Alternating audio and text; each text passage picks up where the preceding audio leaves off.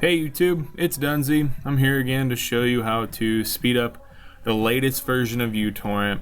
I got 3.2.1 beta, build 27950. You can download this. This is one of the fastest versions of YouTube. In the link below. The reason I'm making this video is because I've had requests to update my previous video with the new, because there's new options that are available and we need to learn how to use them. So first I'm going to show you what link we need to go to. This is the link you need to go to. It will be in the description below. Go ahead and go to it. You're going to have to wait. An ad's going to pop up over in the right hand corner. Just wait 5 seconds. Click skip. We're going to download here the latest version. Let's click the download and it will pop up. Click save. I already have it, so I'm not going to. So now, after you save it, install it. You know how to do that. It's pretty quick. So we'll open it up, run it. Options. You're going to go to preferences. And we're going to start off with connections. Now, I did this in my old video, but the new one, I changed it a little bit. You need to have enabled these two, and then add to firewall exceptions. The reason you want to do that is because if you open uTorrent, like if you're on a laptop and you open up uTorrent on another internet and you want to download something, this will allow your port, your incoming port, to go through their router without it being blocked, unless they specifically have blocked that port. And if they have, you just can click random port and open up a new one. So basically what we want to do now is have a listening port for uTorrent that is above 30,000, because a lot of the lower ports are blocked, and or they could be blocked by your internet service provider, and you want to be able to download stuff. So go 30,000 up to 65,000. Anything in between there is good. If it doesn't work, just round it up one number and keep going up a number until you find one that works. So now that we have that done, go to bandwidth, and so for the global max up rate, or your upload rate, you want to have it set at 0, because above all, the only way you can download stuff is if you upload stuff, because if nobody uploads anything, nobody's downloading anything. So I don't understand why people limit how much they will upload or share. I think we should share a ton. Sharing is caring, which is lame, but sharing is the only way you're going to be able to download other products. So now your download rate, have it set at unlimited too. Why do you want to limit your download rate? People don't limit their upload rate, don't limit your download rate. Now the new version, this is what is not in my other video, is we got global rate limit options. Basically, what this one is when you open up or ask for a packet, there's an overhead, which is like 8 kilobytes, and that's information. And sometimes the overhead it goes up when you limit it. You only limit to 8, so you know that the most per packet, information per packet, you can get, because you're only going to have 8 of that is going to be transport overhead. I'm not going to explain any more of it because it's kind of pointless, but go ahead and limit that so you get the most data per packet. Don't apply a limit to UTP connections. I have found that it does a really good job at managing connections. Allow them to open up. And I guess if you want to transfer when your system's idle, but most people use their computer when they're downloading, so don't do that either. That's just crazy. So number of connections, this is where that comes into the nitty gritty of it. A lot of people want to put thousands and thousands of connections. That many connections is ridiculous. No company allows or even wants thousands and thousands of connections, because each connection uses some bandwidth, and it also uses a bunch of CPU and memory, because they have to keep them connections open, and it has to refresh them, which uses CPU or your processor, and also it uses a little bit of bandwidth to send a ping to the other side to say, hey, I'm still open. So you might only have 30 seaters, you're never going to get your 1,000 connections. You can only get a possible of 30 because there's only 30. And it's just ridiculous because each connection uses a little bit. And a lot of the connections are just there and inactive. So what I recommend, I have a 15 megabit connection through cable. Actually, it's 20, sorry. That was my old one. 20 megabit connection. And you know what? I can download at my maximum download speed with only a maximum global connection of 128. That means through all my torrents, I can only have a maximum of 128 connections, which is actually a lot of connections. People don't think it is, but imagine 128 different people you are connecting to and or are connecting to your computer. It's a lot. So now we're gonna say I do 128. You know, when you get into even faster speeds, some people have crazy download speeds and upload speeds. You can up that. I wouldn't go any higher than 512 because seriously, that's a half. That's a 512 different people could connect to you, which is wow. That's bigger than my graduating class. So I leave it at 128. This is the number of connections per torrent, either uploading or downloading. So let's say you have a torrent that has 100 seeders. Well, you're gonna only per torrent, if you're downloading, connect to a 64 of them. The reason being you don't want to connect to any more is because most of the seeders, don't ask me why, I don't know why they do this, but they remain inactive for an extended period of time while it's trying to gather the data, or maybe, I mean, it's so so just set it at 64, a maximum of 128, because that means you're going to have either 64 people connected to you if you're uploading, or you're going to connect to 64 different connections when you're downloading. And that's just a maximum. It doesn't mean that they're all going to be used. Most of the time, what I've, under my studies of testing and everything, I've only noticed that you can connect to about 24 to 32 at one time, and the rest remain inactive until that one is done downloading its chunks, and then it will say, hey, I'm ready for the next pieces, and then that person will take over. So maximum number of, leave this at 64. Maximum number of upload slots, I always put 1, and it's per torrent because that's enough. And then if you are not download or uploading at your maximum speed, always use additional upload slots. So we only use 1 slot per torrent, just because that's enough. There's no reason to make a whole bunch of slots, because you can check this, use additional slots if you're uploading slow, which we want everybody to be able to upload at their maximum speed, because that allows us to download at our maximum speed. So next, go to BitTorrent on the left hand side. We got excuse me, you want all these enabled except for this last one, limit local peer bandwidth. We don't want to limit the bandwidth. We want to do maximum on everything, upload and download. So protocol encryption on outgoing.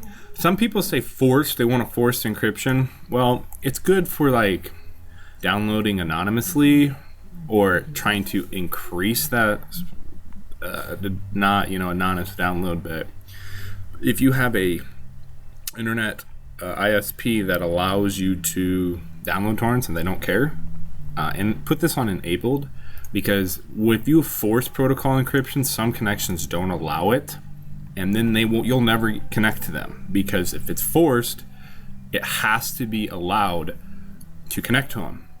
That could limit your download speed or upload speed, because they you'll never connect to them. So allow incoming legacy connections, check that, we want that. So now we're going to go to queuing, and you want to do maximum number of active torrents to kind of whatever you want. Pretty much, I like it too, so I can have 1 downloading, maximum number of downloads, 1, and then 1 uploading, because I want all my bandwidth focused on that one. And then the uTorrent decides which one to upload based on your minimum seed ratio. I do 300%. I recommend more. I recommend more. 300% is about the minimum, because what you take 100% of something. Why not give it 3 times back? Because if every single person did that, we'd be able to max out all our download speeds. The problem is some people won't see them. Some people only see 100%, 50%, less than that. Let's give to more than what we took. We're all about giving now. So now, basically, none of these other ones, scheduler, these aren't really anything to do with download speed. So let's click on advanced. We're going to click on the plus sign, drop it down, go to disk cache. And let's do, you should check, this is not really for download speed, but it's more how uTorrent performs and allows your computer to perform. So go ahead and click reduced memory usage when it's not needed. And what that it does is that when your computer, let's say your download speed slows down or your upload speed slows down because you're almost done or you have stopped downloading it, uTorrent will reduce its cache usage, which is how much information it's stored in your RAM. It will unload it so your RAM can be used for other stuff, which sometimes uTorrent runs all the time and you don't even know when stuff's downloaded or finished if you didn't see the message at the bottom right. So we're going to enable the caching for disk writes. And you want it to cache all disk writes because writing to the disk, which is your hard drive, really slows down how your computer can function, because it's writing information, and then let's say you open up another program, it's going to try to write and read at the same time. And that adds a lot of time to it. It slows it down. So write out untouched blocks every 2 minutes. I leave that unchecked because I have 4 gigs of RAM, and uTorrent, the latest versions of uTorrent are really good at managing memory. I'll leave the blocks there for as long as they need to be to get finished downloading. That's kind of up to you. Every 2 minutes, if they're untouched, it will load them to your hard drive, and then your RAM will put another block in there. Write out finished blocks immediately. I let it download whatever uTorrent's set to, because it doesn't wait until the very end of the file, but it will download a certain amount of finished blocks and then it will write them out to the hard drive, and that it reduces the number of writes that go to your hard drive, and you want to keep that down, keep it in memory. One downfall for this though is, let's say your computer crashes or uTorrent freezes, all the finished blocks that are in your memory or RAM, you can lose that information. You'll have to re-download it. Like it would say you're 66% done on a download when 6% of that's left in your memory. If you crash, you're only going to be 60%. So that's kind of up to you. That's user preference. uTorrent's pretty stable now. So enable the caching of reads. I enable reads too because, why not? Let the disk reads be in memory right when you open up uTorrent. The ones that are going to be seeding, it will load a certain amount of that from memory or from your hard drive to your memory, and then it just reads directly from there, so your computer still performs optimal. And then just leave these 2 unchecked, and increase the cache size if it starts thrashing. It's not common for it to do that, but just in case, it's kind of a redundancy check. So, okay, now go to advanced settings. And this is going to be a little bit, we're going to tweak some settings to help improve your download speeds. But this isn't a big change, it's just kind of extras. So we want to allow the same IP address to download from. So that should be the top one. Check, put it to true. Your BT connect speeds, that's how many connections per second that it's going to open. So let's say we have it set at 64. You don't want to do much more because, there's really no reason not to, I guess, but I just do 50 because that's 50 connections going to open every single second until they're all maxed out, and then it will stop. So then you want to go to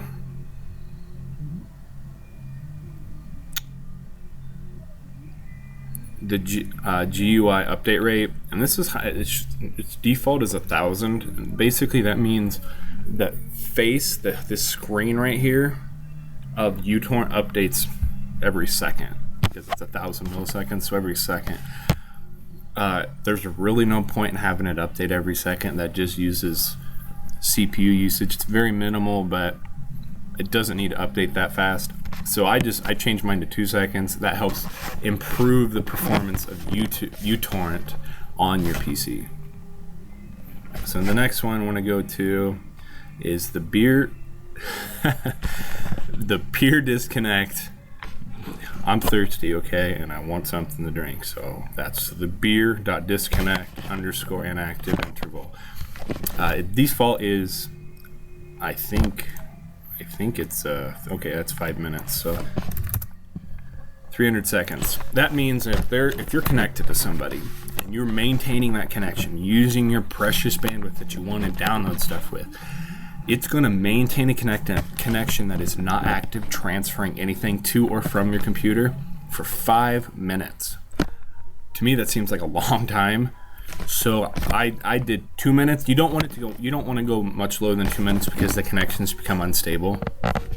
Because you'll be disconnecting and connecting a lot more often, and that can cause problems too. But 2 minutes seemed to work out perfect for me. And your RSS update interval. The default I think is 15. Yeah. So 15. That's in seconds. I don't use an RSS feed at all. I have none. So why do I need to waste my bandwidth updating nothing? Because it's going to refresh, use some bandwidth, make a connection, and then close the connection because it didn't find anything. So I did 30 seconds.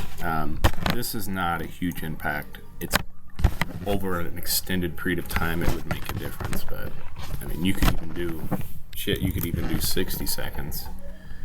So every minute your RSS feed updates. So now that's it. Okay. Now you need to, in any downloads that you have that you're downloading, you need to stop them. Click stop the torrent from downloading, all of them.